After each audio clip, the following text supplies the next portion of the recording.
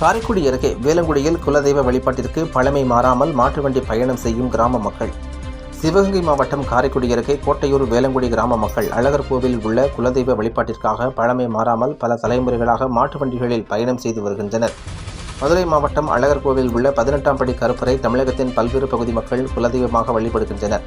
அழகர் கோவிலில் ஆடி திருவிழா துவங்கியவுடன் வேலங்குடி உள்ளிட்ட 18 கிராமங்களைச் சேர்ந்த நாட்டார்களுக்கு விழாவில் பங்கேற்க கோவிலில் இருந்து திருவோலை அனுப்பப்படும்.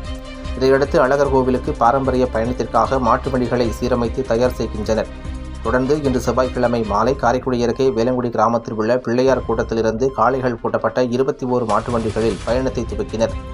குன்றக்குடி பிள்ளையார்பட்டி வழியாக இரவு எஸ் கோட்டையில் தங்குகின்றனர். தொடர்ந்து 72 கிலோமீட்டர் தூரம் பயணித்து நாளை நள்ளிரவு அழகர் கோவில் சென்றடைந்து 7ஆம் தேதி புனித நீரில் தீர்த்தமாடி ஆகஸ்ட் 8ஆம் தேதி குழந்தைகளுக்கு முடிக்காணிக்கை கொடுத்து 18ஆம் படி கருப்பருக்கு கிடாவெட்டி விருந்து வைத்து இறை வழிபாட்டை முடித்த பின்பு ஆகஸ்ட் 9ஆம் தேதி அழகர் கோவில் தேரோட்ட நிகழ்வில் கலந்து கொண்டு வடம் பிடித்து இழுத்த பின்பு மீண்டும் மாட்டு வண்டியில் பயணத்தை அழகர் கோவிலில் இருந்து தொடங்கி சொந்த ஊர் திரும்புகின்றனர்.